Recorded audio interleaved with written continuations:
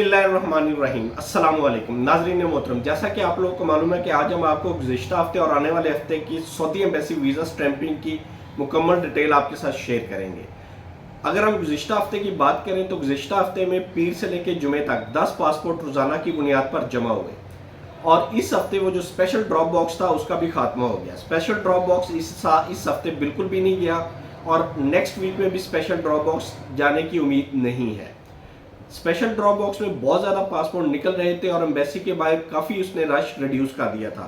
आपको मालूम है कि 20 से 25 हज़ार पासपोर्ट का बैकलॉग क्रिएट हो चुका था, जो इस वक्त रिड्यूस होकर सिर्फ 5 से 7 हज़ार पासपोर्ट का बैकलॉग बन चुका है और ये बना सिर्फ और सिर्फ स्पेशल ड्रॉप बॉक्स की वजह से। ये जो 5-6 ड्रॉप बॉक्स होल्डर्स थे, इनकी अंदर जो मिली भगत थी उससे जो एक्स्ट्रा वीज़े लगे, ये उसी वजह से हुआ। और लेकिन नेक्स्ट वीक में ये ड्रॉप बॉक्स या बैकलॉग बड़ा होने की उम्मीद है, क्योंकि 10 पासपोर्ट ही जाएंगे और 10 पासपोर्ट का वीज़ा लगेगा तो ये मुश्किलात बढ़ जाएंगी आवाम के लिए। लेकिन वीज़ा रश को और वीज़ा क्राइसिस को कंट्रोल करने के लिए कराची कौंसलेट ने एक नया स्टेप लिया है। उन्होंने क्या कहा है कि कोई भी पासपोर्ट विदाउट ओरिजिनल एग्रीमेंट, यानी कि कीवा से मंजूर शुदा QR कोड वाला एग्रीमेंट पासपोर्ट के साथ लग के एम्बेसी जाएगा तो उस बंदे का वीज़ा स्टैंप होगा, अदरवाइज वो वीज़ा स्टैंप नहीं करेंगे, पासपोर्ट भी वसूल नहीं करेंगे। इससे क्या होगा कि अब तक जितने भी कराची एम्बेसी में पासपोर्ट आ रहे थे वो बगैर एग्रीमेंट के आते थे और वीज़ा लग जाता था, बगैर किसी हीलो हुज्जत के वीज़ा लग जाता था। अभी प्रोसेसिंग का जितना काम होगा उसके साथ आपको ओरिजिनल अपना एग्रीमेंट साथ लगाना होगा। अब रश की सूरत हाल ये रह जाएगी कि नेक्स्ट वीक में मैक्सिमम पासपोर्ट इसी वजह से इंतजार में पड़ जाएंगे कि उनके पास ओरिजिनल एग्रीमेंट नहीं है। ओरिजिनल एग्रीमेंट वाले सिर्फ चंद एक पासपोर्ट होंगे जो एम्बेसी में जमा होंगे और ये प्रोसेस उस लिहाज से नॉर्मल हो जाएगा, लेकिन बैकलॉग ख़त्म नहीं होगा।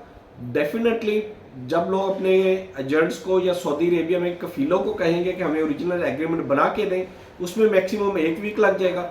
नेक्स्ट वीक सुकून से गुजरेगा तो अगले वीक वो सारे के सारा प्रेशर एक साथ इकट्ठा हो जाएगा।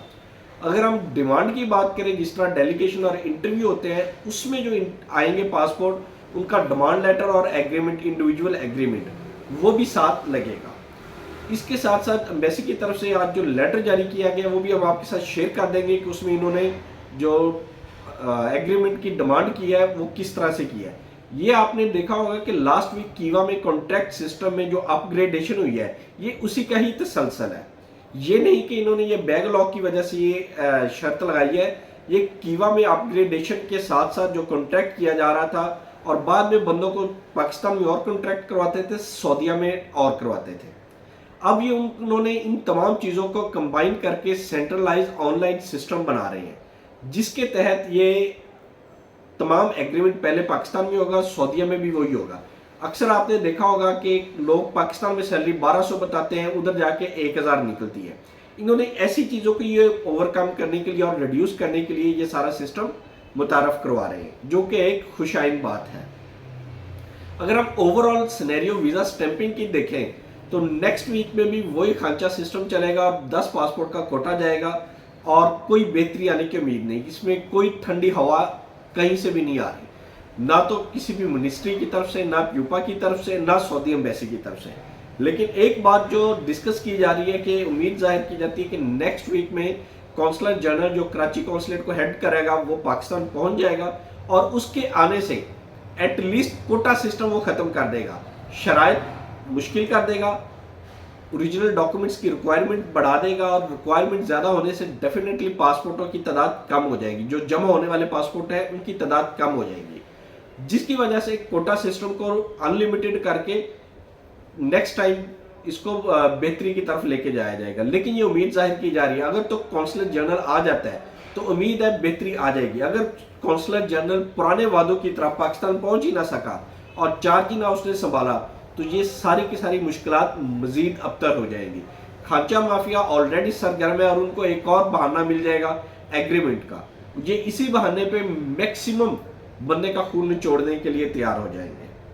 इंशाल्लाह इसी तरह की मुफीद अपडेट्स लेने के लिए हमारे चैनल को लाइक करें, सब्सक्राइब करें और ज़्यादा से ज़्यादा शेयर करें ताकि ऐसी इंफॉर्मेशन ज़्यादा लोगों तक पहुँचती रहे। अल्लाह ताला आपका हामी नासिर हो। अल्लाह हाफिज़।